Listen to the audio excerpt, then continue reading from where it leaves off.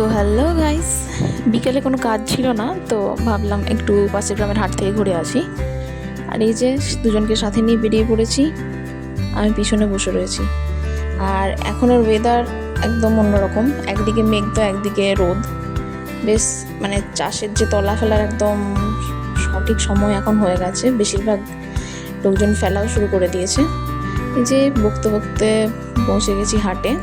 তো আজকে হাটের ভিড় দেখে বুঝতে পেরেছি যে আজকে সবজির দাম কিন্তু খুব চড়া, কারণ আমরা ভিড় দেখে আন্দাজ করতে পারি যে সবজির দাম কীরকম হবে। যেদিন বেশি ভিড় সেদিন হচ্ছে সবজির দাম কম, আর যেদিন কম ভিড় সেদিন সবজির দাম বেশি।